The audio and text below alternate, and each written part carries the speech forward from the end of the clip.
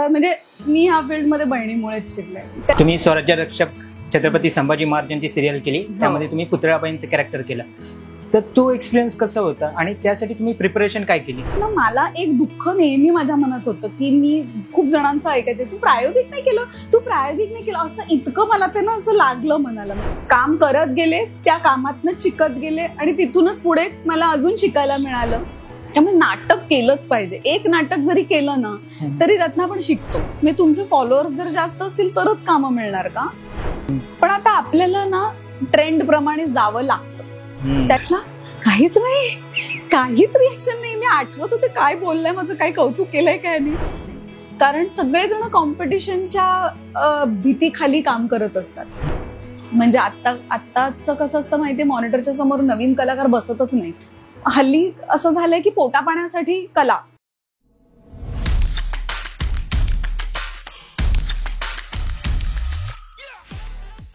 नमस्कार ताई. नमस्कार. तुमच्या या पॉडकास्टमध्ये खूप खूप स्वागत. सध्या तुमचे कोणते प्रोजेक्ट चालू आहेत? सध्या मी झी मराठीवर लक्ष्मी निवास ही मालिका करते. अच्छा. त्याच्यात रेणुकाची भूमिका म्हणजे जो मेन हिरो आहे, सिद्धू त्याचं नाव आहे त्यात. म्हणजे त्याचं रिअल लाईफ मध्ये नाव आहे कुणाल शुक्ल. त्याच्या आईचा रोल आहे. अच्छा. तुमची अभिनयाची सुरुवात कशी झाली?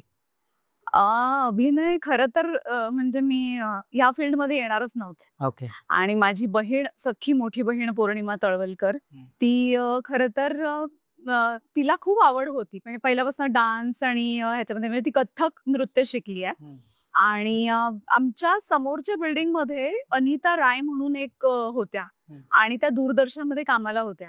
तर त्यावेळेला शॉर्ट फिल्म्स म्हणजे दूरदर्शनच्या शॉर्ट फिल्म्स हिंदी वगैरे असं बऱ्याच चालायच्या. आणि त्यात माझी बहीण होती, ती गोरी आणि घारी आहे. त्याच्यामुळे लगेच असं ना त्यांचं लक्ष गेलं तिच्याकडे आणि तिला ब्रेक मिळाला.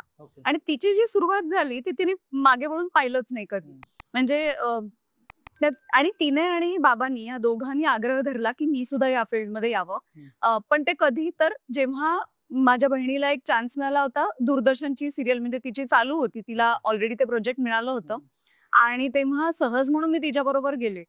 आणि तर ते दिग्दर्शक होते शशिकांत देशपांडे सर. आणि त्यांनी मला विचारलं तू काय करतेस. मी तिच्याबरोबर गेले होते. तर म्हटलं काही नाही, मी लास्ट इयरला आहे, ग्रॅज्युएशनचं चालू आहे माझं.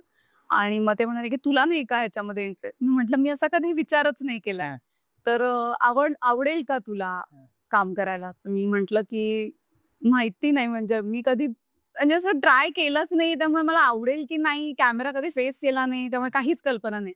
मग त्यांनी मला एक पॅराग्राफ असा एक डायलॉग वाचून दाखवायला सांगितलं. जे मी वाचून दाखवलं. तर शाळेमध्ये कसं आपण पटपट धडे वाचतो, असं पाठांतर वगैरे व्यवस्थित, त्यामुळे त्यांना आवडलं माझं रिडिंग सुद्धा.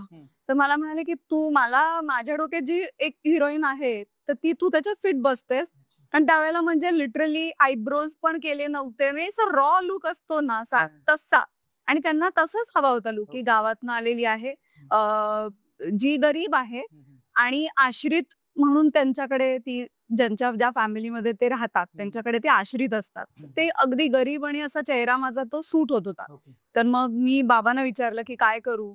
मला करू म्हणजे करायलाच पाहिजे, एवढ्या समोरून ऑफर आली आणि तू नाही काय म्हणतेस. तर मग तसा मी तो रोल घेतला. आणि त्याच्यानंतर म्हणजे मी ह्या फील्डमध्ये बहिणीमुळेच शिकले. त्याच्यानंतर मी परत ब्रेक घेतला. 2 वर्ष मी जरा जॉब केला एका ठिकाणी. तिथे परत शिकले MCC म्हणजे Microsoft certified system engineering Windows 2000 platform. तर ते केलं. त्याच्याशी रिलेटेड एक जॉब परत 1 वर्ष केला. आणि मग नंतर पुन्हा मला एक फोन आला. त्या दरम्यान माझं फोटोशूट चालू होतं. आणि ऍड्स वगैरे म्हणजे आपल्या ह्याच्या ऍड्स असतात ना, प्रिंट शूट वगैरे करतो ना आपण तशा. त्याच्यातनं थोडे पैसे माझे सुटत होते एक्स्ट्राचे. म्हणजे जॉब मधनं सुट्टी काढून तेही माझं होत होतं. असं दोन्ही बॅलन्स होत होतं. अचानक मला एक कॉल आला. संजय खापरे जो माझ्या बहिणीचा एका ग्रुप मधला होता. तर त्यांनी माझा डान्स पाहिला होता. कारण माझ्या कॉलेजच्या कॉम्पिटिशन मध्ये जेव्हा माझे फ्रेंड्स होते ते प्रॅक्टिससाठी घरी यायचे, तर आम्ही आमच्या घरीच प्रॅक्टिस करायचो. तर त्यावेळेला ते आले होते, बहिणीचे मित्र मंडळी सगळे आले होते. आणि त्यांनी माझा तेव्हा परफॉर्मन्स पाहिला होता की मी बरं नाचते. तर मग त्याला क्लिक झालं जेव्हा केदार शिंदे सरांचं नाटक येत होतं गोपाळ रे गोपाळ, म्हणजे त्याचं आधी नाव होतं एकट्या दुकट्याची गोष्ट, जेव्हा सतीश तारे होते त्याच्यामध्ये. पण काही कारणास्तव सतीश तारेंना जमलं नाही ते, त्यांची तब्येत जरा मध्येच बिघडली आणि मग अचानक असं ठरलं, पेपरमध्ये ऍड आली होती, मग आता काय करायचं.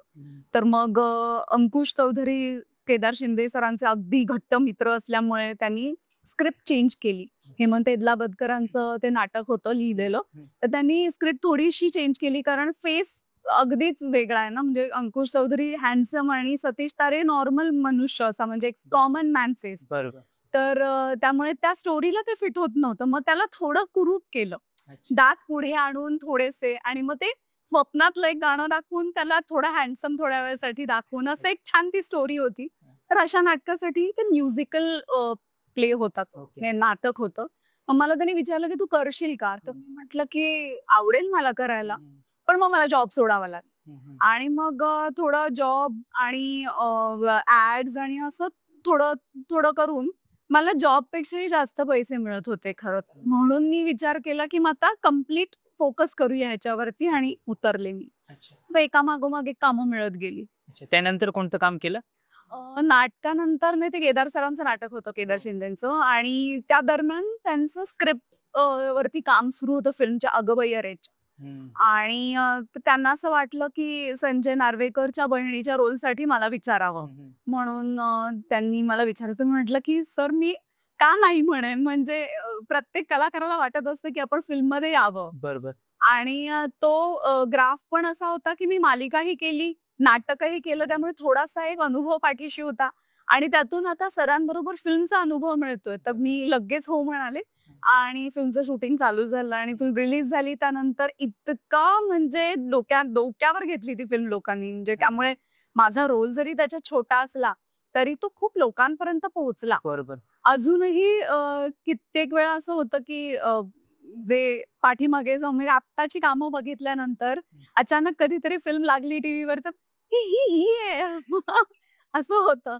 अर्थात त्याच्यात माझा मेकअप फारच वेगळा होता, कारण संजय नार्वेकरची बहीण वाटावी म्हणून माझा, आणि थोडंसं एक चाळीतला लुक आणि एक गरीब लुक असा येण्यासाठी म्हणून त्यांनी मला थोडासा टॅन लुक दिला होता. तसं एक टोन डाऊन केला होता बेस माझा. स्वराज्य रक्षक छत्रपती संभाजी महाराज या मालिकेमध्ये तुम्ही पुतळाबाईंचं कॅरेक्टर प्ले केलं, तर त्या कॅरेक्टरसाठी तुम्ही प्रिपरेशन काय केलेली? खरं सांगायचं तर काहीच नाही. कारण म्हणजे मी ह्याचं ना सुरुवात सांगते. आपल्याकडे जर भरपूर वेळ असेल तर एक हिस्ट्री आहे त्याची, ती मी सांगते. खरं तर ही मालिका येणार होती एका वेगळ्याच वाहिनीवर, झी मराठीवर येणार नव्हती. आणि झालं असं की मी ऑडिशनला गेले. मला सचिन गद्रेंनी कॉल केला होता की असं असं तू कधी हिस्टॉरिकल केलं नाहीयेस. तर मी म्हटलं हो, नाहीच केलेलं. मग तुला आवडेल का करायला? म्हटलं की हो, पण मला भीती वाटते की मला जमेल ना, कारण कधीच बरं ती लँग्वेज थोडीशी वेगळी असते आणि माहिती नाही म्हणजे मला जमेल की नाही. तू ये ग, आपण बघू. असं करून मी ऑडिशनला गेले आणि ऑडिशन दिली सकवारबाई साहेबांची. त्यानंतर माझं काही दिवसांनी त्यांचा कॉल आला, आपण करतोय म्हणून. आणि मग ते खरं तर वेगळ्या त्याच सेटवरती, म्हणजे फिल्म सिटीच्या सेटवरती होतं. त्यांनी आम्हाला सेट बघायला बोलवलं एक दिवस. आय थिंक चॅनलची एक मला वाटतं EP आली होती का माझ्या आता एवढं लक्षात नाही, पण आम्ही प्रोडक्शनचे होते, प्रोड्युसर होते, सचिन होता जो EP होता प्रोडक्शन हाऊसचा, आणि आम्ही काही कलाकार मंडळी होतो ज्या राण्या ज्या होतो त्या. आणि सेट बघितला आणि मला खूप असं छान वाटलं की आपण आता ह्या सेटवर काम करणार. तर ते एक वेगळे पॉझिटिव्ह वाईब्स मला आले. आणि काही दिवस झाले त्यांचा काही कॉलच नाही आणि काही नाही. तर मी पण विचारलं, म्हणजे काय झालं रे, तू नंतर काही कॉलच नाही केला? तर मग सचिन म्हणाले, नाही ते थोडंसं पोस्टपोन होतंय. खरं आम्हालाही खूप प्रॉब्लेम झालेत, कारण त्यांना रेंटवर घेतलेली जागा असते, मग त्याचे पैसे पण भाडं भरावं लागतं फिल्म सिटीला. तर ते त्यांचाही प्रॉब्लेम होत होता. म्हणून झालं की आम्ही लगेच कळवू. पण ते बरेच महिने काही झालं नाही. शेवटी मी दुसरं काम आलं ते मी घेतलं, म्हणजे नाटक करत होते त्या दरम्यान. तर बऱ्याच दिवसानंतर मी शिवाजी मंदिरला माझा प्रयोग होता, आणि शिवाजी मंदिरलाच खाली त्यांचं ऑफिस आहे, जगदंब क्रिएशन. तर त्यांना म्हणजे माझं हे दिसलं, पोस्टर दिसलं तिकडे की हिचा आज प्रयोग दिसतोय. विलास काका सावंत त्यांनी पाहिलं तो पोस्टर, म्हणजे ते वन ऑफ द प्रोड्युसर आहे. तर त्यांनी मला फोन केला आणि मला म्हणाले की जरा ऑफिसमध्ये येऊ शकशील का, थोडं बोलायचंय. मी म्हटलं हो, प्रयोग संपल्यावर येते मी. प्रयोग संपल्यावर मी खाली बोलायला गेले. मला ते म्हणाले की ते आपण जे करत होतो ते काही झालं नाही, पण आता एक आपण झी मराठीसाठी आपण करतोय आता, पण त्या रोलसाठी नाहीये. तर आम्ही तुझा विचार सईबाईंसाठी करतोय. तर पण म्हणजे तुला आवडेल का करायला, कारण सकवारबाईंसारखा हा रोल लेंथ त्याची नाहीये, पण एक एपिसोडच आहे, पण तो 2 तासाचा एपिसोड आहे. आणि तू बघ, म्हणजे तू ठरव, पण एवढं मात्र नक्की की तू लक्षात राहशील जरी एक एपिसोड असला तरी. तर मी म्हंटल की मला काही असलं तरी चालेल, कारण मला हिस्टॉरिकल करायचं आहे, कधीच केलं नाही आणि एक मोठं प्रोजेक्ट आहे हे समोर दिसतंय, त्याचा आपण एक छोटासा भाग झालो तरी लोकांपर्यंत पोहोचतं का. म्हटलं मला हरकत नाही, एक एपिसोड असलं तरी मी करेन. तर सईबाईंसाठी माझं कास्टिंग डन झालं. हा, आणि त्याच्यानंतर मग मला परत एक कॉल आला आणि मला सांगितलं की आपण सईबाईंसाठी पण नाही तुझा विचार करतोय, बहुतेक पुतळाबाईंसाठी आपण तुझा विचार करतोय. तर मी म्हंटल की ठीक आहे, मला काही चालेल असं म्हणून शेवटी, पण तरी माझ्या मनामध्ये ते ना असं भीतीची पाल जे चुकचुकते ना तसं होतं की काय यांचं काही ठरत नाहीये. सकवारबाईंसाठी झालं, सईबाईंसाठी झालं, पुतळाबाईंसाठी झालं. म्हटलं नक्की मला कास्ट करणार आहेत की नाही ह्याच्यामध्ये, म्हणजे इतपत मी विचार केला. पण म्हटलं नाही, पॉझिटिव्ह विचार करूया, काहीतरी नक्की मिळणार मला. आणि असं मी सेटवर गेले. म्हटलं माहित नाही आता कुठली स्क्रिप्ट हातात येते. तर फायनली मला पुतळाबाईंची स्क्रिप्ट हातात आली आणि आमचं वर्कशॉप होतं आधी. सो ते वर्कशॉप घेतलं, त्यावेळेला दादू होते, विवेक सर, त्यानंतर अविनाश नारकर सर होते, दिग्पाल लंजेकर सर होते, त्यानंतर मृणालताई आल्या होत्या, आणि असे एक 4-5 जण आम्हाला मेंटॉर म्हणून, आमचं वर्कशॉप घेण्यासाठी म्हणून त्यांनी कसं चालायचं, कसं ते एक, म्हणजे तो एक जुना काळ होता, त्या काळी बांगड्या पूर्ण भरलेल्या असायच्या, तर तुमचे हातवारे सुद्धा जेव्हा होतील तेव्हा असे फास्ट नाही होणार, तर ते सावकाशच होते, कारण जड हात असणार ना तुमच्या बांगड्यांमुळे. तर ते आम्हाला पायात वजन, हातात वजन, त्याच्यात ते धरून आणि पदर डोक्यावर घेऊन आमची अशी चालण्याची प्रॅक्टिस आम्ही केली. की मग ते पाऊल टाकताना नऊवारी नेसलेली असते आपण, आणि त्यावेळेला पाऊल टाकताना तो घोळ पायगोळ साडी असते ना ती, तर तो पाय अडकून पडायची शक्यता असते, तर तो पाय कसा टाकायचा, तर त्याची ही प्रॅक्टिस झाली. आणि डोक्यावरनं पिन न लावता पदर कसा सावरायचा ह्याची प्रॅक्टिस झाली. आणि मग नंतर डायलॉग्स रीडिंग आणि ह्या सगळ्या गोष्टी आल्या, तर त्याच्यामुळे तो प्रवास खूपच सुंदर होता. काहीतरी शिकायला मिळालं, कारण ना मला एक दुःख नेहमी माझ्या मनात होतं की मी खूप जणांचं ऐकायचे, तू प्रायोगिक नाही केलं, तू प्रायोगिक नाही केलं, असं इतकं मला ते ना असं लागलं मनाला. म्हणजे हे काय सगळेजण मला म्हणतात तू प्रायोगिक नाही केलं म्हणजे शिकलेच नाही काही बेसिकली असं. आणि डायरेक्ट मी कॅमेरा फेस केला होता मराठी सिरियलला, डायरेक्ट ऍड्स केल्या होत्या, तर मी म्हटलं की नाही, काहीतरी शिकायला पाहिजे. तर असं आपल्याला सांगायला पण जरासं प्राऊड वाटतं की मी काहीतरी शिकले बाबा ह्याच्यातलं. तर तसं माझ्या बाबतीत काहीच नव्हतं, की मी काम करत गेले, त्या कामातनच शिकत गेले, आणि तिथूनच पुढे मला अजून शिकायला मिळालं, कारण आपण अनुभवातनच शिकत असतो. त्यामुळे मला तसं मी शिकले, सेटवरच काम करता करता शिकत शिकत पुढे गेले. पण एक तू म्हणशील की असं ह्याला काय म्हणतात त्याला, FTI किंवा ललित कला किंवा असे जे असतात, तर तसं मी काहीच नाही केलं. तर त्याच्यामुळे मला तो एक आनंद मिळाला तिथे, की मला चला मी काहीतरी शिकते, इथे वर्कशॉप झालं माझं. आणि तो खूप छान, म्हणजे सगळ्यांकडनं मला शिकायला मिळालं. आणि नंतर मग डॉक्टर अमोल कोल्हेंकडनं हे एक इतकी सुंदर गोष्ट शिकायला मिळाली, की ते नुसते कलाकार नाहीये, तर ते producer, at the same time script, त्यांचं स्क्रीन प्ले आणि डायलॉग्स कित्येक वेळा त्यांनी लिहित आहेत. ऍट द सेम टाइम त्यांना म्हणजे ऍक्टिंग तर करायचीच होती, पण त्याबरोबर ते प्रोडक्शन हाऊस सांभाळणं हे इतकं कठीण काम आहे. परत स्वतःच्या शरीरयष्टीकडे लक्ष ठेवणं, की तुम्ही काय कॅरेक्टर करता, त्याच्यासाठी तुमचं शरीर कसं असलं पाहिजे, तुमचं डाएट कसं असलं पाहिजे, ते फॉलो करून परत चॅनल मीटिंग अटेंड करणं, आणि त्याबरोबर घरही सांभाळणं, घराला म्हणजे मुलांसाठी, बायकोसाठी थोडा वेळ देणं. म्हणजे तारेवरची कसरत मी बघत होते त्यांची, म्हणजे हेही शिकायला मिळालं की एक माणूस किती गोष्टी एका वेळेला करतो.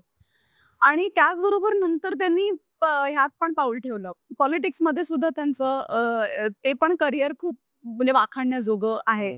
तर खूप गोष्टी इथे शिकायला मिळाल्या. नुसतं ऍक्टिंग नाही तर डे टू डे लाईफ मध्ये सुद्धा काही गोष्टी आपण काय चांगल्या माझा एक स्वभाव काय माहितीये की मला एखाद्याची गोष्ट आवडली ना की मी ती लगेच माझ्या आयुष्यात आणते. की वाईट गोष्ट असेल ना किंवा आपल्याला एक वाईट अनुभव आला तर मग मी विसरून जाते तो की मला ते आलंच नाही माझ्याकडे, ते इथून आलं आणि इथून गेलं किंवा माझ्यापर्यंत ते पोहोचलंच नाही. पण चांगल्या गोष्टी मी त्या ठेवते माझ्याकडे, तर कारण आपल्यालाच उपयोगी पडतात त्या. बरोबर. तर तसा माझा खूप सुंदर अनुभव होता. कार्तिक केंढेर जे डिरेक्टर सुरुवातीपासून होते आणि काही भागांनंतर विवेक सर देशपांडे, तर या दोघांनीही आम्हाला इतकं म्हणजे त्या पुतळाबाईंच्या पूर्ण त्यांचा स्वभाव, त्यांचं चालणं बोलणं आणि त्यांचं महाराजांप्रतीचं प्रेम, त्यांचं सॅक्रिफाईस किंवा हे सॅक्रिफाईस नव्हतं त्यांचं, त्यांना आनंदच मिळत होता त्यातून. ह्या बारीक बारीक गोष्टी सुद्धा आम्हाला एवढ्या सांगितल्या गेल्या ना, त्याच्यामुळे हे कॅरेक्टर प्ले करण्याचा जो प्रवास होता तो सोपा झाला आमच्यासाठी. म्हणजे सगळ्यांसाठीच म्हणेन मी, फक्त माझ्यासाठी नाही. आम्हाला सगळ्यांनाच खूप छान पद्धतीने सांगितलं गेलं. मुळात इतकं सुंदर स्क्रिप्ट लिहिलं होतं की ते डायलॉग्स बोलतानाच आम्हाला आपसूक ते इमोशन्स यायचे.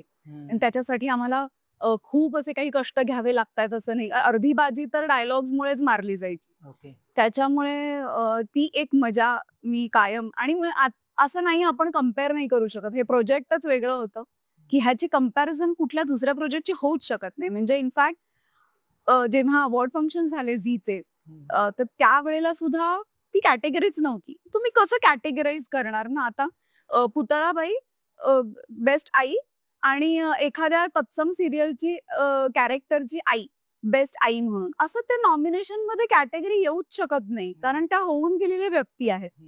तर त्याच्यामुळे आम्हाला एक ते दुःख होतं की नॉमिनेशन नाही झाले, पण एक सगळ्यांना स्टेजवर बोलावून आमचा एक सन्मान केला गेला. एक ट्रॉफी ओव्हरऑल एक सगळ्या टीमला मिळून एक त्यावेळेला दिली गेली, आणि हा एक अनुभव खूप चांगला होता. आणि आमचा जो सेट होता, त्या सेटची एक वेगळी पॉझिटिव्हिटी होती.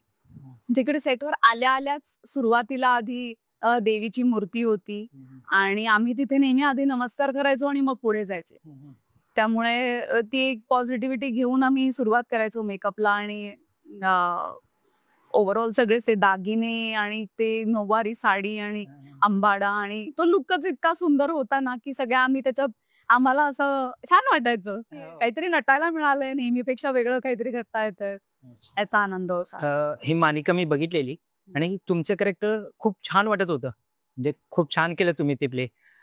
दुसरी गोष्ट अशी आहे की ऐतिहासिक मालिकांचं असं असतं की त्या करताना खूप काळजी घ्यावी लागते, कारण लोकांच्या भावना म्हणजे जोडलेल्या असतात त्या भूमिकेशी. तुम्हाला लोकांनी त्या भूमिकेमध्ये बघितलेलं असतं, लोकांच्या डोक्यात तीच व्यक्ती असते जे पुतळाबाई असते. तर मग तुम्हाला असा काही एक्सपिरियन्स आलाय की तुम्ही पर्सनल लाईफ मध्ये किंवा समजा एखादा फोटो टाकलाय वेस्टर्न अटायर मधला, तर असं काही कमेंट्स आलेत का? की ऍक्च्युली खरं सांगायचं तर आम्हाला ना झी मराठीकडनं सांगितलं गेलं होतं की जोपर्यंत मालिका चालू आहे तोपर्यंत तुम्ही अशा कपड्यांमध्ये कुठे येऊ नका लोकांसमोर, कारण तुमची एक इमेज बनलेली असते. त्यामुळे लोकांना ना ते आवडत नाही आणि मग ते ट्रोलिंग होतं आणि अशा बऱ्याच गोष्टी होतात. पण मुळात मला इतरांचं काहीच ऑब्जेक्शन नसतं. म्हणजे आता काही ठिकाणी कामाच्या निमित्ताने दुसरं, म्हणजे हे चालू असताना दुसरं जर काम मिळालं तर त्या रोलसाठी म्हणून काही वेळेला असे कपडे घालावे लागतात, त्याला माझी काहीच ना नाहीये. पण आता हे काम चालू असताना दुसरं कोणी काम घेतलंही नाही, आणि दुसरी गोष्ट म्हणजे मी स्वतःच त्या कपड्यांमध्ये कम्फर्टेबल नसते. आणि मी अगदी लहानपणची गोष्ट सांगते माझी, की साधा स्लीवलेस असं नॉटवाला असतं ना, मी अगदी लहान होते आणि आई मला दुकानात घेऊन गेली होती आणि तिथे स्लीवलेस फ्रॉक माझ्यासाठी ती घेत होती. तिला खूप आवड होती, तिला घालायला नाही मिळालं म्हणून ती माझ्यावरती तो प्रयोग करत होती. मी रडायला लागले दुकानात, हे असं मला नकोय, मला हे नाही आवडत आहे. शेवटी मी हट्ट करून भांडून तिला पूर्ण हाताचा फ्रॉक घ्यायला लावला. सो ते लहानपणापासूनच मला ते आवडतच नाही, मला ते कम्फर्टेबल वाटत नाही त्याच्यामध्ये. अजूनही मला जर कुठले कोलॅबरेशन किंवा याच्यामध्ये जर स्लीवलेस वगैरे साठी विचारलं ना, तर पहिला प्रश्न असतो की स्लीवलेस असेल तर नको. नाही नाही नाही, एकदा प्लीज एकदा ट्राय तर करा, चांगलं वाटतं. मग मी ठीक आहे फोटोजसाठी वगैरे. पण जर मी काम करताना जिथे माझा कम्फर्ट झोन बघते, जर मला त्याच्यात कम्फर्टेबल वाटत नसेल तर मग मी शक्यतो टाळते. पण जर स्क्रिप्टची रिक्वायरमेंट असेल तर तिथे मी स्लीवलेस पर्यंत येऊ शकते. पण ऑफकोर्स मला तोकडे कपडे किंवा ह्याच्यामध्ये मी स्वतःला कम्फर्टेबल वाटत नाही, त्याच्यामुळे मीच घालत नाही. त्यामुळे माझ्यासाठी ते चांगलंच झालं. जसे आय थिंक कुठल्या कपड्यांवरती मला असं ट्रोल केलं नाहीये कोणी किंवा विचारलं नाहीये. अच्छा. एवढ्या वर्ष काम करताय तुम्ही, काय काय चॅलेंजेस फेस केलेत या फील्डमध्ये काम करताना? मी खूप स्वतःला नशीबवान समजते आणि नाट्यदेवता रंगदेवतेची कृपा कायम माझ्यावर आहे आणि देवाची कृपा आहे म्हणून असेल कदाचित. पण मी आणि मुळात माझ्या बहिणीचा पाठिंबा. कारण एक नाव जोडलेलं असतं ना जेव्हा, तेव्हा आपल्याकडे कोणी वेगळ्या नजरेने बघत नाही किंवा आपल्याला फार कोणी असं बोलत नाही. म्हणजे वाईट दृष्टीने म्हणते मी, वाईट वेने कोणी विचारत नाही किंवा मला कधीच त्रास झाला नाही. एकातनं एक दुसरी कामं मिळत गेली. अरे तू पौर्णिमाची बहीण ना, अरे तू केदारची बायको ना, असं. म्हणजे माझा नवरा पण ह्याच फील्डमध्ये आहे, तो डिरेक्टर आहे. त्याच्यामुळे कदाचित असेल आणि थोड्या प्रमाणात माझ्या कामामुळेही असेल की मला कोणी असं म्हणजे असं घाणेरडी वागणूक दिली नाही. प्रत्येक ठिकाणी माझा रिस्पेक्ट ठेवला गेला आणि चांगल्या प्रोजेक्टसाठी मला विचारलं गेलं. त्यामुळे मी पहिल्यांदाच हे वाक्य म्हटलं की I am blessed with co-artist also. म्हणजे मला चांगले को-आर्टिस्ट सुद्धा लाभलेत, चांगले डिरेक्टर्स लाभलेत. त्यामुळे मी जे काही परफॉर्म करू शकले ते, कारण आफ्टर ऑल ते टीमवर्क असतं. त्यामुळे छान टीम जुळून आली की आपलंही काम छान होतं. त्यामुळे ते मी नेहमीच म्हणते की मला खूप म्हणजे लिटरली मागच्या वर्षी मी जी सिरियल केली होती, तुझेच मी गीत गात आहे, त्यात त्या 2 छोट्या मुली होत्या, त्या पण इतक्या कमाल काम करत होत्या. नाहीतर कधी-कधी असं होतं की लहान मुलं रिटेक्स देतात, मग त्यांना ते जमत नाही, त्यांना त्यांच्या कलेने घ्यायला लागतं. मग ते त्यांना ते सांगावं लागतं की हे असं बोल, तसं बोल. आणि त्यात आपले जर इमोशनल सीन्स असतील तर मग ते अश्रू आणि मग त्यांचं होत नाहीये, मग ते कोऑर्डिनेशन होत नाही. असं कधीच नाही. 1 टेक मध्ये त्या पटापट बोलायचं, त्यामुळे आमचं काम पण पटापट व्हायचं. त्यामुळे मी ते नेहमी म्हणते की I am blessed with co-artist, good co-artist. या फील्डमध्ये काम करताना तुमच्या घरच्यांचा सपोर्ट कसा होता तुम्हाला? मी तेच म्हणते. म्हणजे एका पॉइंटला माझं असं होतं, मी करू की नको? कारण जेव्हा माझी ती पहिली सिरियल झाली, मी म्हटलं ते शशिकांत सरांनी जेव्हा दूरदर्शनची सिरियल मी केली, ज्यात लीड होते मी. आणि ती काहीतरी मला वाटतं 26 भागाची मालिका होती आणि त्यात मी वन ऑफ द लीड. म्हणजे त्यात सगळे मोठे कलाकार होते. स्मिता तळवलकर, त्यानंतर सुनील शेंडे, उदय टिकेकर, माझी सख्खी बहीण होती पौर्णिमा तळवलकर. असे खूप मोठे कलाकार होते आणि त्यात मी लीड होते. तर संजय क्षेमकल्याणी माझ्या अपोजिट होते. म्हणजे त्यावेळेला मी खूप लहान दिसत होते त्यांच्यापेक्षा, पण ते स्क्रिप्टची रिक्वायरमेंटच होती की मी आश्रितच असते आणि मग ते मला सून म्हणून एक्सेप्ट करतात त्या घरामध्ये, असं ते होतं. ती मी सिरियल केली होती त्यावेळेला. पण नेमकं माझं लास्ट इयर होतं आणि माझा अनुभव असा झाला की मी त्यांना म्हटलं, अहो मला सोडा, माझा उद्या पेपर आहे लास्ट टीवायचा, अकाउंट सगळं काहीतरी पेपर होता आणि माझा अभ्यास ना, म्हणजे अभ्यास झाला होता, पण एक शेवटी रिव्हिजन खूप महत्वाची असते, तीच माझी मेन राहिली होती. मला इतकी भीती वाटत होती. म्हटलं माझं या एका सिरियलमुळे अख्खं वर्ष वाया नको जायला. म्हणजे बाकीच्या सगळ्या विषयात चांगले मार्क आणि एका विषयात जर कमी मार्क मिळाले किंवा मी फेल झाले तर अशी उगाच भीती. बरं फेल होणार नव्हते, पण एक भीती असते ना की काय होईल. तर मी ते तेव्हा डोक्यात ठेवलं की नाही शिक्षण आणि काहीतरी पाहिजे.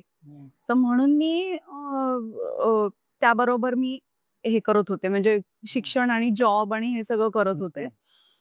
तर तेव्हा मला असं थोडंसं वाटत होतं की हे फील्ड माझ्यासाठी योग्य नाहीये, असं मला त्यावेळेला वाटत होतं.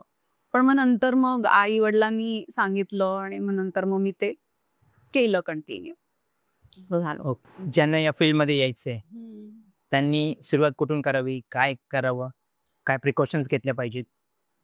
हल्ली ना खूप कठीण झालंय. म्हणजे पहिल्यांदा कसं होतं, फोटोजवरनं कामं मिळत होती आम्हाला की फोटोज बघितले जायचे. आता काहीतरी वेगळा ट्रेंड आलेला आहे. हल्ली मास मीडिया वगैरे खूप जण करतात. ऍक्टिंग अकॅडमी असते तर तिथे क्लासला जातात आणि हे पुढे येतात, ऑडिशन्स वगैरे होतात. आणि अंधेरीला बऱ्याच ऑडिशन्स होतात. त्या मला वाटतं कुठले तरी प्रोडक्शन हाऊसेस आहेत काहीतरी, तर तिथे आरामनगरला खूप आरामनगर, हा, तिथे खूप ऑडिशन, म्हणजे तिथे लाईन लागलेली असते ऑडिशनसाठी. तर हल्ली डायरेक्ट जातात आणि ऑडिशन देतात, तुमच्या कामावरती तुम्हाला सिलेक्शन होतं तुमचं. आणि ओळख बिळख हा प्रकार आता मला वाटतं राहिलेला नाहीये. पूर्वी असं होतं, डिरेक्टरच्या हातात बऱ्याच गोष्टी असायच्या, पण आता चॅनल ठरवतो, त्याच्यामुळे कोणीही काही वशिलेबाजी वगैरे असा काही प्रकार आता राहिला नाहीये. त्याच्यामुळे कोणाला काही सांगायचं झालं तर एक बेसिक तुम्हाला स्टेज जर केलं तर आपले लुक्स किंवा एखाद्याने सांगितल्यानंतर, हाक मारल्यानंतर काय काय वेळेला कसं होतं, नवीन असतात त्यांचं डायरेक्ट लक्ष जातं, तर म्हणजे डायरेक्ट वळतात ते पूर्ण. तर आपण असं नाही करत, आधी हाक आल्यानंतर आपण आधी बघतो आणि मग वाटलं तर मग आपण वळतो, किंवा लक्ष द्यायचं नसेल तर आपण परत सरळ बघतो. तर डायरेक्ट आपण बघत नाही. ह्या बेसिक गोष्टी ज्या असतात, ज्या आपण आपल्या डे टू डे लाईफ मध्ये वापरतो, त्याच गोष्टी नॅचरल वेने आपण स्टेजवरती करायच्या असतात. तर हे बेसिक गोष्टी ज्या असतात ना, एखाद्या कला, मग हाताचं काय करायचं, हात बरं, बायकांना एक वेळ चला साडी असेल तर पदराशी काहीतरी ऍडजस्ट करतं, किंवा केसांचं काहीतरी. पुरुषांना काय म्हणजे, तर ते बऱ्याच गोष्टी बेसिक असतात, की मग हात खिशात घालतात, उठसूट, किंवा ते असे ऑड नाही वाटता का मग हात आपले, किंवा आपण जे उभे राहतोय ते ऑड नाही वाटता का मग. तर ह्या गोष्टी सगळ्या नाटकामुळे शिकायला मिळतात. तर त्या जर बेसिक नाटकापासून जर सुरुवात झाली ना, तर खूप छान असतं. म्हणजे मी ती एक सिरियल केली, दुरावा नावाची, मी जी म्हंटल सुरुवातीला, ती 26 भागांची दूरदर्शनची, ती केली. पण ती करताना मला ह्यांनी शिकवलं, बाकीच्या दिग्दर्शकांनी आणि कलाकारांनी थोडं थोडं शिकवत मी केली.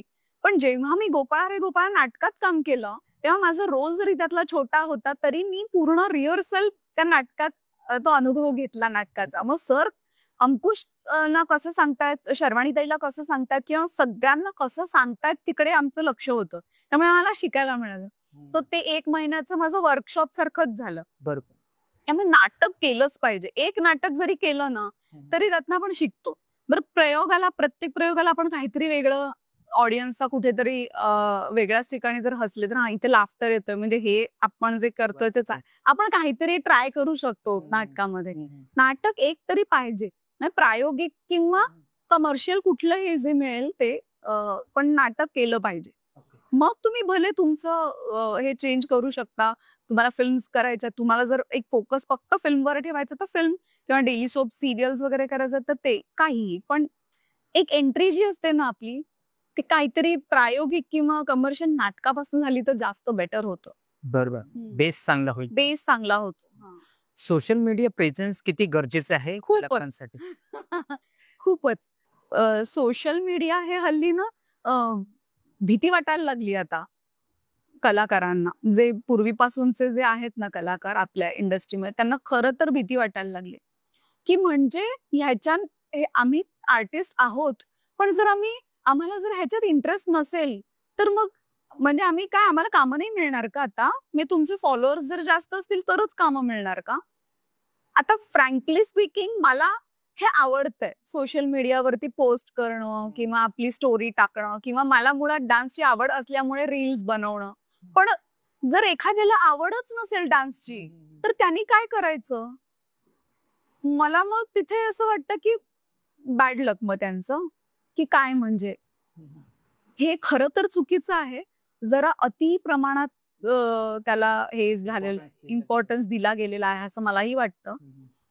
आणि वाईट पण वाटतं की कित्येक कलाकार असे आहेत की जे चांगलं काम करतात, वर्षानुवर्ष काम करून सिनियर आहेत, पण त्यांचे फॉलोअर्स जास्त नाहीये. आणि जे नवीन ज्या मुली असतात त्यांना नुसते सुंदर दिसतात आणि 1-2 एक्सप्रेशन्स देतात आणि डान्स करतात म्हणून त्यांना लीड सिरियल मिळतात. तर त्याचं वाईट वाटतं.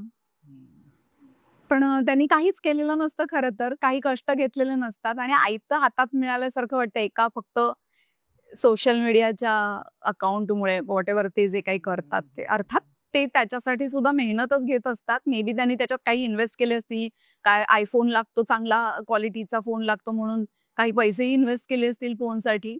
काही जण क्लासमध्ये इन्व्हेस्ट करतात, काही जण फोनमध्ये पैसे इन्व्हेस्ट करतात, मे बी, म्हणजे गॉड नोज असंही असू शकतं, त्यांचं काहीतरी वेगळं थिंकिंग असेल. पण आता आपल्याला ना ट्रेंड प्रमाणे जावं लागतं, त्याच्यामुळे पर्याय नाहीये आणि आपल्याला ते हॅपीली एक्सेप्ट करूनच पुढे जायला पाहिजे असं मला वाटतं. बरोबर. नाही, ऑप्शनच नाही आपल्याकडे. काय जे आता आहे आयुष्यात पुढे आहे त्याप्रमाणे, नदीच्या प्रवाहाप्रमाणे जसं आपण पुढे पुढे जातो तसं करायलाच हवं, स्वतःला थोडंसं मोल्ड करावंच लागतं.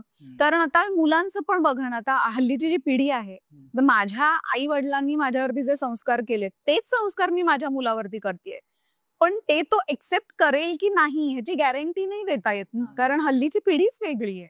मी खूप प्रयत्न करते माझ्याकडनं आणि तो ते घेतो सुद्धा, पण तरी सुद्धा एक नाही म्हटलं तरी ती जनरेशन गॅप म्हणतो ना आपण, ते वेगळं जाणवतच. बरोबर. सो ते आहे, ते ट्रेंड प्रमाणे जातात सगळेजण. बरोबर. तर मी त्याला जर सांगितलं की अरे हे काय करतोयस मम्मा, हे असंच असतं, हे असंच हल्ली केलं जातं, सो ते तसं ट्रेंड प्रमाणे ते जातात, त्यांचं काही चुकीचं नाहीये. आपल्याला पटत नाही कारण आपण आपल्या ट्रेंड प्रमाणे वागत असतो, पण आताचा जो ट्रेंड वेगळा आहे त्यामुळे आपल्याला त्यांना कोऑपरेट करावं लागतं, म्हणजे एकमेकांशी समजून घेऊन पुढे जाऊन आपल्याला रिलेशन चांगले ठेवायचे म्हटल्यानंतर आपल्यालाही समजून घेऊन वागायला लागतं. सो हा ट्रेंड नुसता सोशल मीडियाचा नाहीये, हा आयुष्याचाच ट्रेंड आहे, आपल्याला ट्रेंड प्रमाणेच जावं लागतं. तुमचे मिस्टर डिरेक्टर आहेत, हो. तर त्याचा तुम्हाला किती फायदा होतो? एखाद्या भूमिकेचा तुम्ही डिस्कस करता त्यांच्यासोबत? बद्दल डिस्कशन तसं होत नाही, कारण त्याचं असं म्हणणं असतं की मी तुझा दिग्दर्शक नाहीये त्या मालिकेचा, तुझा जो दिग्दर्शक आहे तो तुला गाईड करेल, कारण तुमची जी स्टोरी आहे ती त्याला माहिती, ती मला नाही माहिती, त्यामुळे त्याचे बारकावे त्याला माहिती असतील, तर तो तुला जे गाईड करेल त्याप्रमाणे तू कर. त्यामुळे मी त्याला विचारत नाही, एकदा विचारून झालं होतं पण त्यांनी हे उत्तर दिल्यापासून मी त्याला कधीच विचारत नाही. आणखीन एक अनुभव पण आहे त्याचा की संभाजी सिरियल करतानाचा खूप जणांचं कौतुक आणि मेसेजेस, फोन, बाहेर गेल्यानंतर पण खूप रिस्पेक्ट, प्रेम लोकांचं, ह्यानी इतकं मला म्हणजे कधीच एवढं प्रेम मिळालं नाही एवढं संभाजीमुळे मला प्रेम मिळालं, या मालिकेमुळे, या भूमिकेमुळे. तर मी माझ्या नवऱ्याला म्हटलं की केदार, सगळेजण कौतुक करतायत आणि एकदा सेटवरती काय मग केदारची काय रिॲक्शन आहे वगैरे, म्हटलं काहीच नाही, काहीच रिॲक्शन नाही. मी आठवत होते काय बोललंय, माझं काही कौतुक केलंय काय नाही, मी मी छान आहे, चांगलं आहे, आवडतंय असं उत्तर देऊन टाकलं त्यावेळेला. आणि घरी म्हटलं केदार, सगळेजण मला माझं कौतुक करतात, म्हटलं की तू एक एपिसोडचं कौतुक केलं नाहीयेस माझं, तुला असं वाटत नाही का की बायकोचं जरा कौतुक करावं? तर त्याच्यावरती की कौतुक काय करायचं, चांगलं होत असेल तर चांगलंच होतंय ना, वाईट होत असेल तर मी सांगेन की हे तुझं काढलं होतंय, चांगलं होत असेल तर कशाला कौतुक करायचं. म्हणजे त्याचा एक वेगळा स्वभाव आहे, पण मला आता माहितीये तो कधीच माझ्याबद्दल वाईट बोलत नाही, त्यामुळे मला असं वाटतं की माझं काम चांगलं असेल. पण तुझेच मी गीत गात आहे त्याला तेच डिरेक्टर होते ना? हो, सुरुवातीला होते आणि आय थिंक एक वर्षभर त्यांनी केली सिरियल, त्याच्यानंतर त्यांनी त्याच प्रोडक्शन हाऊसची दुसरी सिरियल केली. सो त्यात आमच्या या प्रोजेक्टला दुसरे आले डिरेक्टर, विघ्नेश कांबळी म्हणून खूप मोठे डिरेक्टर आहेत, ते आले. ओके. ऍक्टिंग व्यतिरिक्त तुम्ही अजून काय करता?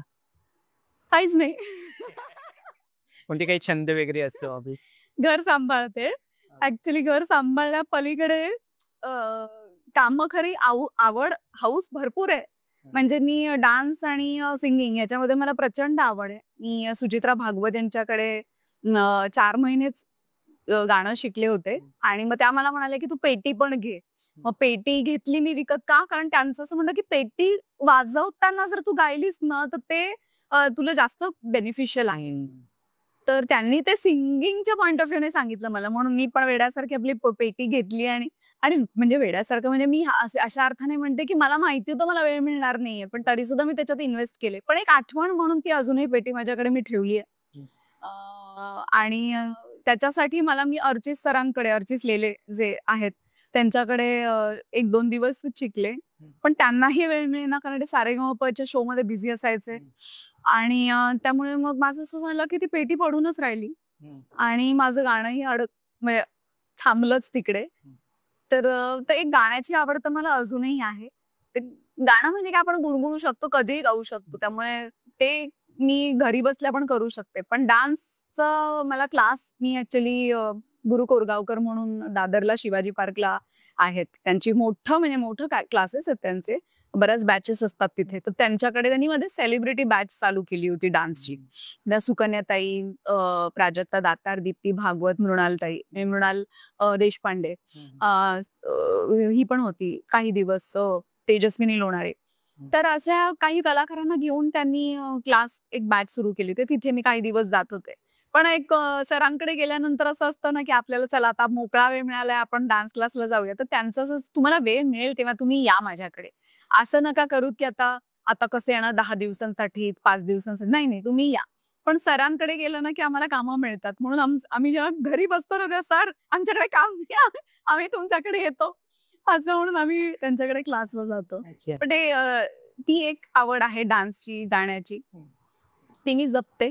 आणि कधी कधी अगदी वाटलंच तर मग ड्रॉइंग, ते पण माझ्या मुलाला ड्रॉइंग खूप आवडतं, तर त्याला कधीतरी हेल्प करते. मग त्याचे जे ड्रॉइंग बुक्स लहानपणचे जे असतात ना, नुसते पेंट करायचे, ते कधी कधी स्केच पेननी करत बसते. माझा त्याच्यात छान वेळ जातो, मला आवडतं ते करायला. पण ऍज अन ऍक्टर या स्किल्स इम्पॉर्टंट आहेत ना, म्हणजे सिंगिंग असेल किंवा डान्सिंग असेल, खरं तर बाकीच्याही गोष्टी यायला पाहिजे. हॉर्स रायडिंग, ड्रायव्हिंग, स्विमिंग, ह्याही गोष्टी यायला पाहिजे. मला एखादा रोल जर मिळालाच आणि त्याच्यामध्ये जर अशी रिक्वायरमेंट असेल आणि तुम्हाला जर ती कला येत असेल तर मग कठीण नाही जात. नाहीतर मग तेवढ्यासाठी परत वेगळं ट्रेनिंग घ्या, वेळ द्या, असं होते. जसं स्वराज्य रक्षक संभाजीसाठी लाठी गाठी आणि घोडेस्वार, हॉर्स रायडिंग वगैरे सगळं काही जणांना शिकावं लागलं त्या दरम्यान. पण हे जर आधीपासून येत असतं तर त्यांना वेळ त्यांचा वाचला असता. ह्या गोष्टी बेसिक आहेत हल्ली, असं मला वाटतं. काही गोष्टी यायलाच पाहिजेत जर तुम्हाला या फील्डमध्ये यायचं असेल तर. ओके. तुम्ही नाटक, मालिका, सिनेमा तिन्ही माध्यमांमध्ये काम केलंय, हो. तर काय फरक जाणवला? तिन्हीची मजा वेगवेगळी आहे.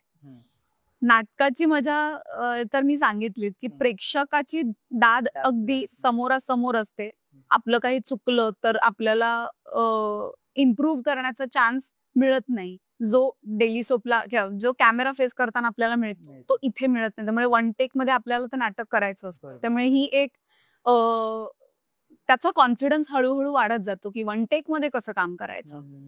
त्यानंतर ओव्हरऑल आपल्याला वेगवेगळ्या एरियामधला वेगवेगळा प्रेक्षक असतो. त्याच्यामुळे आपल्याला प्रेक्षकांना काय आवडतं, काय म्हणजे आता दादरचा प्रेक्षक वेगळा आहे, पण तोच पार्लाचा प्रेक्षक वेगळा आहे, पुण्याचा प्रेक्षक वेगळा आहे. त्यामुळे काही जोक्स ना जिथे मुंबईत हसतील तिथे पुण्यात हसतीलच असं नाही. त्यामुळे आपल्याला एक लोकांची मेंटॅलिटी कळते की इथल्या लोकांना हे आवडतं तर मग काय असं. मग तोही एक अभ्यासच आहे मला असं वाटतं ना, की एका प्रकारे आपण माणसाचा स्वभाव आणि त्यांना काय त्यांची आवड निवड आहे ह्याचाही आपल्याला एक प्रकारे अभ्यास होतो. नाटक मला कधीही आवडतं करायला. फक्त एक गोष्ट आहे की सॅटर्डे संडेज ना प्रयोग असतात मोस्टली. जर सिरियल मॅनेज झाली तर मला नाटक करायला प्रचंड आवडेल. नाटक आणि फिल्म हे दोन्ही ऍडजस्ट करायला आवडेल. पण आपल्या नशिबात जे असतं तेच आपल्याला शेवटी मिळतं. आणि मालिकेची एक वेगळी मजा काय की आपण घराघरात पोहोचतो. हो, की आपण म्हणजे लोक आपल्याला कॅरेक्टरच्या नावाने ओळखतात, पण जेव्हा ते कॅरेक्टर त्यांना खूप आवडायला लागतं तेव्हा ते नावानेही ओळखतात आपल्याला. अर्थात आपण ज्या भूमिका आपल्या, फॉर एक्झाम्पल स्वराज्य रक्षक संभाजी मधली जी मालिका, ही मालिका होती म्हणून ती लोकांच्या मनात घराघरात ती पोहोचली, ती त्यांना आवडली, त्यांनी उचलून धरली आणि म्हणून मला नावाने ओळखायला लागली. पण कधी कधी असं होतं की डेली सोप मध्ये काम करणारे, वर्षानुवर्ष काम करणारे कॅरेक्टर आर्टिस्ट आहेत, पण त्यांना अजूनही नावाने ओळखलं जात नाही, जे फिल्मनी आणि नाटकांनी नाव होतं. लोकांना नावाने ओळखतात लोक. तर ती मजा ना प्रत्येक माध्यमाची वेगळी आहे. म्हणजे असं मी कम्पेअर नाही करू शकत, मला हेच आवडतं किंवा तेच आवडतं. मला तिन्ही आवडतं. शेवटी एक कलाकार आपण आहोत आणि आपली कला सादर करतो प्रेक्षकांपुढे. त्यामुळे माध्यम जरी वेगळं असलं तरी फायनली आपली कलाच लोकांपर्यंत पोहोचवण्याचं जे काम आहे ते करायचं असतं. त्याच्यामुळे मी तिन्हीला इक्वल मानते, तिन्ही माध्यम.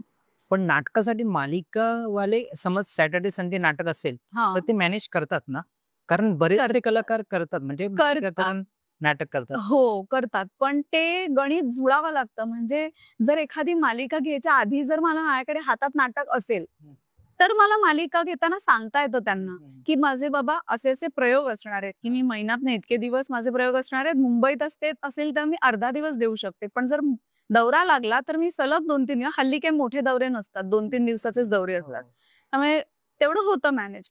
पण जर मी मालिका आधी घेतली आणि मला नंतर नाटक आलं तर ते मला नाही करता येणार, कारण मग महिनाभराची रिहर्सल ती कोण ऍडजस्ट करणार. मग त्याच्यानंतर सुरुवातीचे तर भरपूर प्रयोग लागतात, ते कोण ऍडजस्ट करणार तेवढं. आणि हल्लीचं कसं आहे की स्क्रीन प्ले आयत्या वेळेला येतो. बरं, त्यात कोणालाच दोष देता येत नाही, कारण सगळेजण कॉम्पिटिशनच्या भीतीखाली काम करत असतात. आज ह्या चॅनलवरती हे दाखवलं जातंय तर मग आपल्याला सुद्धा तत्सम काहीतरी दाखवायला लागणार आहे, म्हणून ते कट टू कट एपिसोड्सचं बँकिंग ठेवतात स्क्रीन प्ले वाईज. त्याच्यामुळे त्यांच्याकडे सुद्धा बँकिंग नसतं, म्हणून आर्टिस्टना ते सांगू शकत नाहीत की तुमचं उद्या लागणार आहे की नाही. आज रात्री आम्हाला कळतं की उद्या माझं शूट लागणार आहे. मग अशा परिस्थितीमध्ये जर तुम्हालाच माहित नाही की उद्या तुमचं आहे की नाही, तर तुम्ही नाटकाची तारीख कशी देऊ शकता. बरं, नाटकाच्या तारखा तर वेल इन ऍडव्हान्स मिळालेल्या असतात, तरी सुद्धा जर ऍडजस्ट होऊ शकत नसेल तर मग नाहीच करता येत. मग ते काही कलाकारांसाठी होतं ऍडजस्ट, पण मग जर तुम्ही कॅरेक्टर रोल करत असाल तर तेवढं प्रेफरन्स तुम्हाला मिळत नाही. ते फक्त लीड रोल करणाऱ्यांनाच थोडी मुभा असते. तुम्हाला सुद्धा स्क्रिप्ट सकाळी मिळते की आदल्या दिवशी मिळते? नाही, कधी कधी तर आता सीन काय करायचंय अजून आली नाही स्क्रिप्ट, अशा बेसिस वरती पण सीन आलेले आहेत, असे पण येतात. म्हणजे ते म्हणतात त्यांना असे गरम गरम सीन आलाय, जसं एकदम फ्रेश सीन आहे. त्याच्यामुळे आणि त्याला आपण काहीच नाही करू शकत. म्हणजे आता परत तो ट्रेंडचा हे आहे, आता ट्रेंड प्रमाणे आपल्याला हे करावं लागतं. एवढ्या वर्ष काम करतानाचे काही आठवणी जे कधीच विसरता नाही येणार? आठवणी खूप आहेत. आता स्वराज्य रक्षक संभाजी ह्या मालिकेचाच एक किस्सा मी सांगू शकते. सुरुवातीचा किस्सा म्हणजे एक की पाऊस पडत होता, खूप जोरदार पाऊस होता, आणि त्या पावसामध्ये आम्हाला मोठी छत्री घेऊन त्या व्हॅनिटीतनं उतरून साड्या सांभाळून तिथे चिखल नाही लागता का, मग हे सगळं सांभाळून आम्ही सेटवरती जाणं पासून ते शेवटच्या सती जाण्याच्या सीन पर्यंतच्या सगळ्याच आठवणी खूप सुंदर आहेत माझ्या. पण त्यातूनही एक आठवणीतला भाग जो आहे तो सती जाण्याचा. आणि तेव्हा मला प्रचंड टेन्शन आलं होतं. ह्याच्यासाठी डायलॉगचं टेन्शन नव्हतं, पण मला दादूंनी सांगितलेलं, दादू म्हणजे आमचे विवेक सर, त्यांना आम्ही दादू म्हणतो. तोही एक किस्सा आहे. मी विवेक सर करत होते आधी त्यांना, तर त्यांना राग यायचा विवेक सर म्हटल्यावर. तर मला इंडस्ट्रीत सगळे दादू म्हणतात. तर मी त्यांना म्हंटल की सर मला वेळ लागेल पण थोडासा तोंडात बसायला, कारण आपण जोपर्यंत असे फ्रेंड्स नाही होत तोपर्यंत आपल्याला असं पेट नेमनी नाही हाक मारू शकत आपण असं. मग जेव्हा मला त्यांचं ट्युनिंग जमलं त्या दिवसापासून मी दादूच म्हणान, त्याच्यानंतर विवेक सर कधीच आलं नाही. तर दादूंबद्दल एक उत्तम गोष्ट सांगण्यासारखी अशी आहे की त्यांनी खूप मला शांत केलं.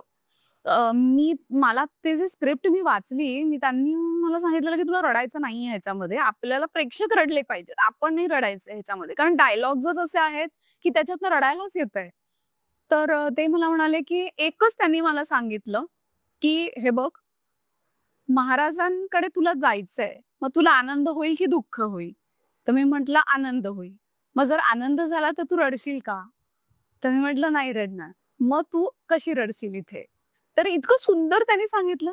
ते म्हणले तुझे स्वप्नावर डोळे पाहिजेत मला, तू स्वप्नात आहेस, तू तिकडे जाऊन तुला आनंद मिळतो, तुला महाराज भेटणार आहेत वर जाऊन, मग तू ते खूप छान घेतलं पाहिजेस. त्याच्यामुळे ते माझ्याकडनं आलंच. आणि हे एक वाक्य फक्त त्यांनी मला सांगितलं, ते किती महत्वाचं असतं ना, पण ते सांगणं हे जे दादूंनी मला ती मदत केली म्हणेन मी, की ऑफकोर्स ते म्हणतील, ते आता म्हणतील की तो माझा कामाचा भाग आहे. प्रत्येक कलाकाराकडनं काम काढून घेणं हे दिग्दर्शकाचं काम असतं. पण मला असं वाटतं की हे एक वाक्य जर त्यांनी मला दिलं नसतं तर आज तो सीन छान झाला नसता माझ्याकडनं. त्याच्यामुळे तो एक लक्षात राहणारा सीन आहे. आणि ज्या सीनमुळे त्या 2 एपिसोड्स आय थिंक मी आणि डॉक्टर अमोल कोल्हे आम्ही दोघंच बोलतोय. आणि ऑफकोर्स ते तर डॉक्टर अमोल कोल्हे काय पद्धतीचं काम करतात, त्यांची शब्दफेक, आणि ते ओव्हरऑल आपण इतकी वर्ष पाहतोय त्यांना हिस्टॉरिकल भूमिकेमध्ये. तर ते लोकांनी आणि जे काही उचलून धरलं नंतर, तर तो मला म्हणजे लक्षात राहणारा एक 2 एपिसोड जे शेवटचे आहेत ते खूप दिलं. म्हणजे खूप, म्हणजे काय मी सांगू, मी जे आहे ते त्याच्यामुळेच आहे असं म्हणजे. आपण कलाकार काम करतो, आपल्याला एक काम मिळालं ते संपतं, दुसरं काम मिळतं ते संपतं, तिसरं काम मिळतं, पण काम करत राहणं ह्याला मजा नाही. ते काम लोकांपर्यंत पोहोचणं आणि चांगल्या पद्धतीने पोहोचणं आणि ते आयुष्यभर लोकांच्या लक्षात राहणं आणि मनात घर करून राहणं जे आहे ना, ते मला स्वराज्य रक्षक संभाजीमध्ये पुतळाबाईंच्या रोलने मिळालं. आणि ते मला नाही वाटत ते अजरामर झालंय. हो हो. ते कितीही वेळा बघितलं ना लोकांनी, कारण ते एक मूळ गोष्ट काय आहे की ती हिस्ट्री आहे. आणि हिस्ट्री ही आपल्या पुढच्या पिढीला आपण सांगतच असतो. आणि मग तो एक ती पूर्ण मालिका झी5 वरती कायमस्वरूपी राहिली. त्याच्यामुळे एक पिढी दुसऱ्या पुढच्या पिढीला ती मालिका दाखवते. पण ती पिढी पुढच्या पिढीला सुद्धा ती मालिका दाखवणार. त्याच्यामुळे ती अजरामरच होणार आहे. आणि आताही ती झी युवावरती परत दाखवली जाते. त्याच्यामुळे काय अजून हवंय? म्हणजे त्या एका भूमिकेनेच मला सगळं दिलं. आणि अजून कितीही कामं जरी मी केली ना तरी ती मजा नाही. म्हणजे मला वाटेल असं की या पद्धतीचं आणखीन काहीतरी करायला मिळावं. पण मिळालं तर आनंदच होईल. पण माहिती नाही आता कसं मिळेल आणि कधी मिळेल ते माहित नाही. पण हा एक लक्षात राहणारा एक किस्सा आहे की त्या मालिकेमुळे आणि त्या शेवटच्या सीनमुळे प्रेक्षकांचं प्रेम आणि आदर खूप मिळालं मला. खूप छान झालेले सीन ते. हो हो. जसं तुम्ही म्हणालात की ताईमुळे तुम्ही या फील्ड मध्ये आलात, तर तुमच्या पुढच्या प्रवासामध्ये त्यांचं कॉन्ट्रीब्युशन कसं होतं किंवा कशी साथ मिळाली तुमची त्यांची तुम्हाला? ताईचं म्हणजे खरं तर सांगायला गेलं ना, मी जेव्हा शिक्षण घेत होते, मी माझा भाऊ आम्ही जेव्हा शिकत होतो त्या दरम्यान माझ्या बाबांचा बिझनेस लॉस मध्ये गेला होता. आणि तिचं कॉन्ट्रीब्युशन नुसतं ह्या इंडस्ट्रीसाठीच नाहीये, तर आमचं घर चालवण्यासाठी खूप मोठा हातभार तिचा आहे. आणि तिने घर चालवलं. ती 8वीत असतानापासून शॉर्ट फिल्म्स आणि असं बरंच करत होती. त्याच्यामुळे ती शिकत शिकत पैसे कमवत होती. आणि माझी आई सतत तिच्याबरोबर असायची, कारण ती दिसायला सुंदर, गोरी, घारी आणि लहान वय आणि तरुण. त्यामुळे आईला भीती असायची. त्यामुळे आई कायम तिच्यासोबत असायची. आणि माझा भाऊ आणि मी आम्ही घर चालवायचो तेव्हा. घर म्हणजे किचन आणि सगळं बघायचं.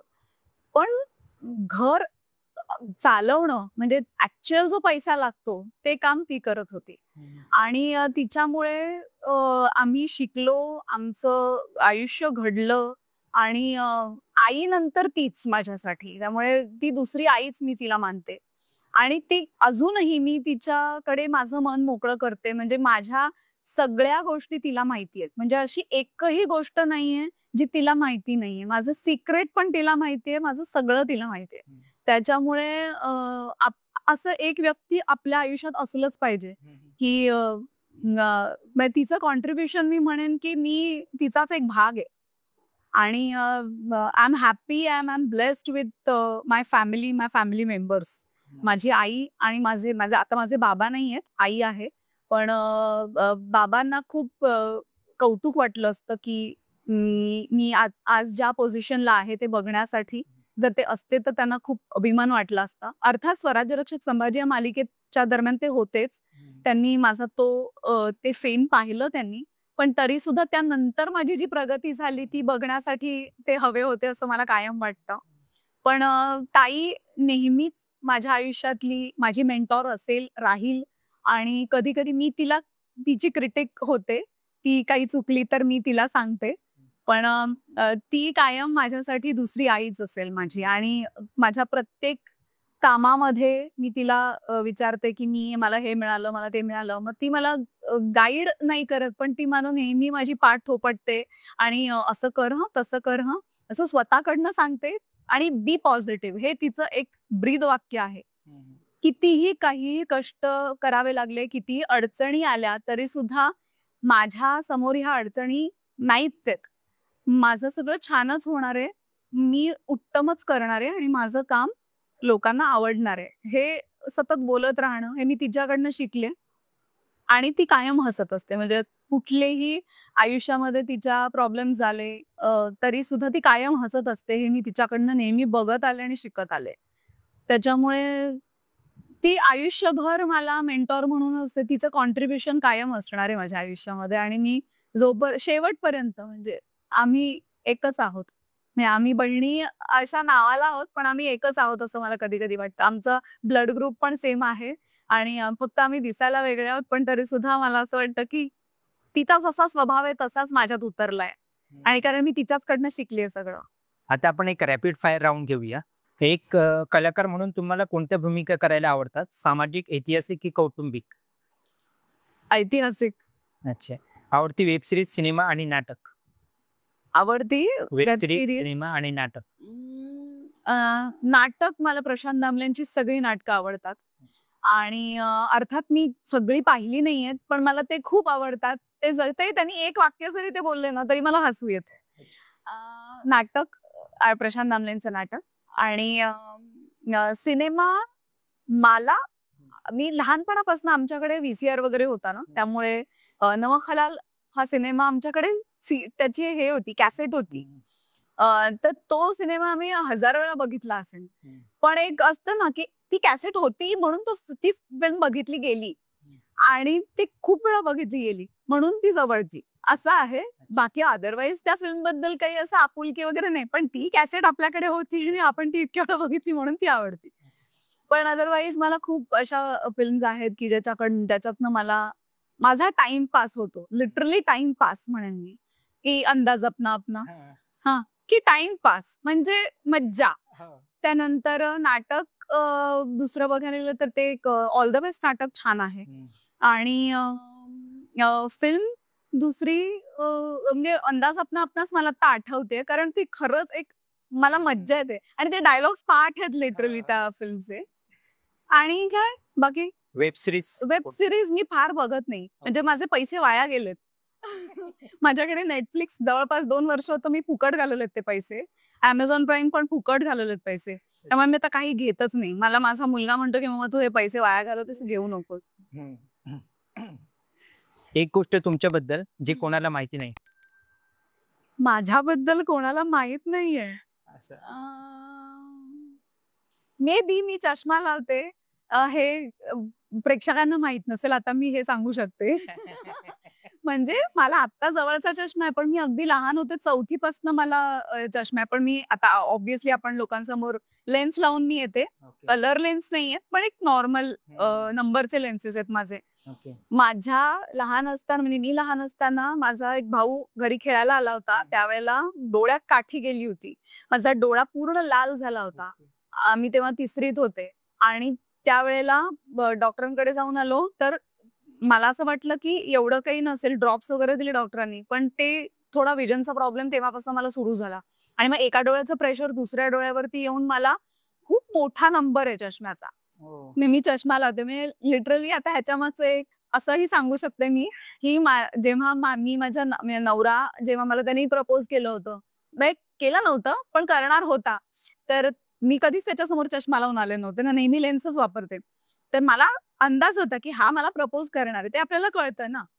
तर एकदा मी असं हॉटेलमध्ये बसलो होतो, तर त्यावेळेला ऍक्च्युली हे जल्दीफाय आहे, पण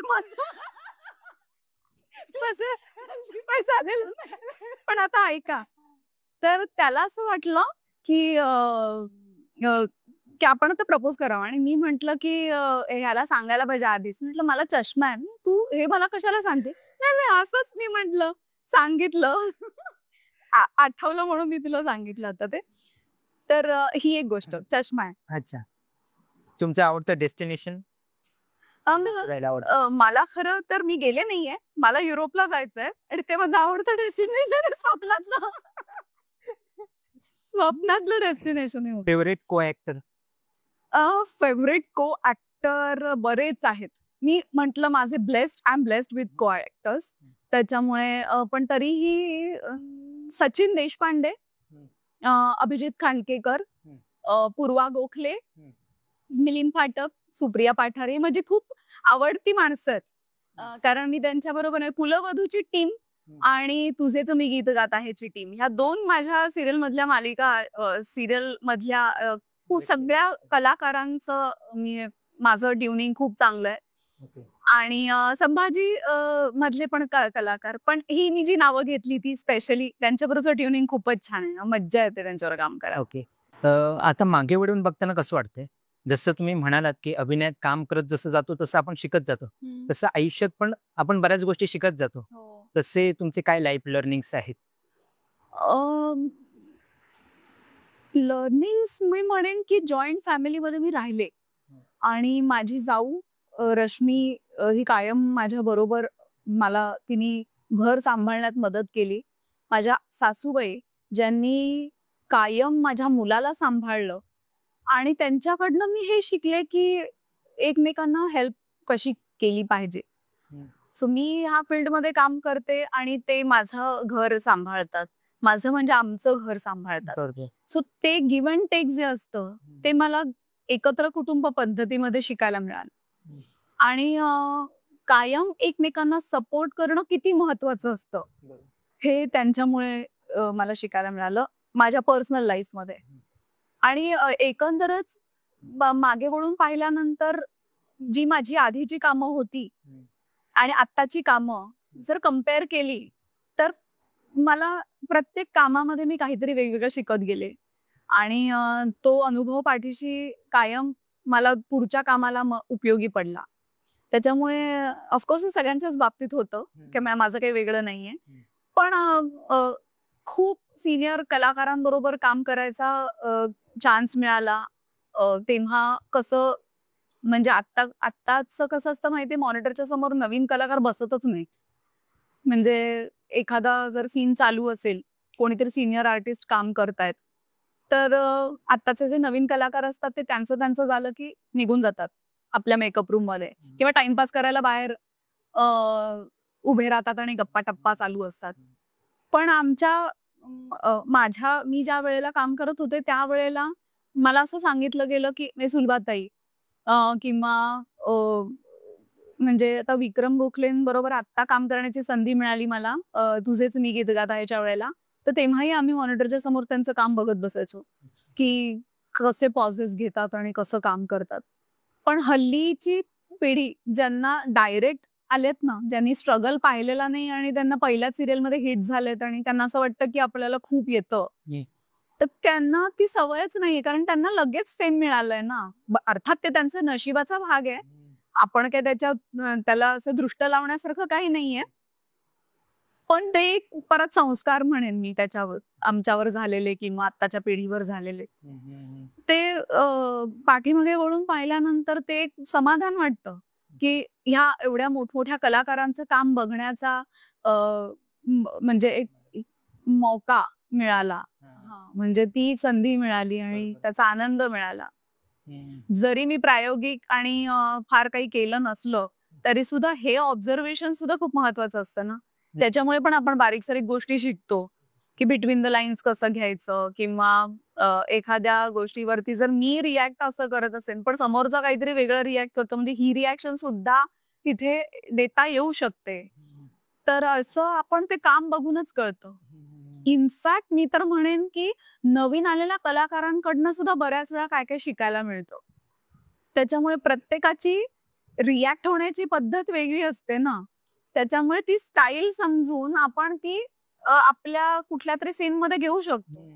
माझ्या घरी माझ्या आत्ते सासू आल्या होत्या एकदा, त्या आता नाहीये, तर त्यांची ना एक वेगळी स्टाईल आहे, ती मला कधीतरी करायची आहे, कुठल्या तरी लकब आहे म्हणजे त्यांची एक, तर ती कधीतरी मी अजून थोडी मोठी झाले आणि अजून थोड्या मोठ्या एजचे रोल मिळाले ना मला, तर मी ती लकब त्यांची घेणार आहे. माझ्या डोक्यात आहे ती, तर ते ऑब्झर्वेशन जसं कॉमेडी आर्टिस्ट करतात ना, ऑब्झर्वेशनच असतं त्यांचं खूप. ट्रेनमध्ये जाता येता ते ऑब्झर्व करत असतात पब्लिकला, ह्याची काय स्टाईल आहे, त्याची काय स्टाईल आहे. मग ते ते स्किटमध्ये वापरत असतात. तसंच हे ऑब्झर्वेशनचं जास्त हे आहे, फील्ड आहे. आणि इतक्या वर्षांचा जो काही माझा आणि इतरांचा जो काही अनुभव आहे माझ्या को-आर्टिस्टचा, तोच पाहिला तर असं वाटतं की त्याच्यात अजून ऍड ऑन करून आणखीन काय काय काय काय पुढे करता येईल. पण छान वाटतं, म्हणजे बरंच काही शिकले आणि अजून शिकायचं आहे, अशा नोटवरती छान वाटतंय मला आता जे काही माझं चाललंय. त्याच्यामुळे आय एम हॅपी. अच्छा. पुढचे काय प्लॅन्स आहेत अजून 5 वर्षानंतर स्वतःला कुठे बघता? नाही, हे मी सांगू शकत नाही. आत्ताचं उद्याचं काही सांगू शकत नाही, तर 5 वर्षानंतरचं काहीच सांगू शकत नाही. पण तरीही आवडेल अजून थोडंसं मला चांगली कामं मिळाली आणि अजून लोकांनी कौतुक केलं किंवा म्हणजे कुठली तरी दुसरी हिस्टॉरिकलच पण अजून वेगळ्या कुठल्या तरी भूमिकेमध्ये बघायला आवडेल स्वतःला. आणि असा चॅलेंजिंग रोल कुठला तरी जर लीडमध्ये मिळाला तर तो करायला आवडेल. होतं काय माहितीये, हल्ली असं झालंय की पोटापाण्यासाठी कला असं झालेलं आहे बऱ्याच जणांचं. कारण आपण दुसरं काही नाही ना आपल्याकडे. कला सादर करणं आणि उदरनिर्वाह त्यावरती करणं हे गणित झालेलं आहे आता. तर त्याच्यामुळे मग असं होतं की मग अरे बापरे, तर कॉम्पिटिशन पण एवढी आहे, मग आपण आपल्याला आवडेल त्या भूमिकेसाठी थांबायचं का आता, असा एक प्रश्न पडतो. पण मग ते आता नाही करतायत. इथून तिथून सगळे रोल सारखेच असतात. मग हे जर मी नाही केलं तर परत 2 वर्ष थांबून किंवा 1 वर्ष थांबून मला परत हेच जर मिळणार असेल तर मग मी आता का थांबू. म्हणून आपण कामं घेत जातो. म्हणजे माझ्या बाबतीत तर मी तसं एक फॉर्म्युला वापरते की काम आलं ना घ्यायचं, आपलं घर चालतंय त्याच्यावरती. त्याच्यामुळे मी असा विचार करत नाही. पण त्यातूनही जर स्वराज्यरक्षक संभाजी सारखी भूमिका जर माझ्या वाट्याला आली तर सोन्याहून पिवळं. त्याच्यामुळे मी स्वतःला म्हणजे मी स्वप्न बघेन एखाद्या छान रोलचं या येत्या 5 वर्षामध्ये की माझ्यासाठी एक छान रोल ठेवलेला आहे असं. धन्यवाद ताई, तुम्ही पॉडकास्टसाठी वेळ दिलात. खूप काही शिकायला मिळालं तुमच्याकडून. तुम्हाला तुमच्या पुढील वाटचालीसाठी आमच्या टीमकडून खूप साऱ्या शुभेच्छा. Thank you so much. थँक्यू. आणि मला सुद्धा खूप छान वाटलं, कारण नेहमीच्या आपल्या जे इंटरव्ह्यूचे प्रश्न असतात त्या व्यतिरिक्त काहीतरी मला असं बोलता आलं. ते अर्थात समोरून जो प्रश्न येतो त्याच्यामुळे त्या ह्यानी आपण उत्तर देतो. त्यामुळे मजा आली मला पण. Thank you so much.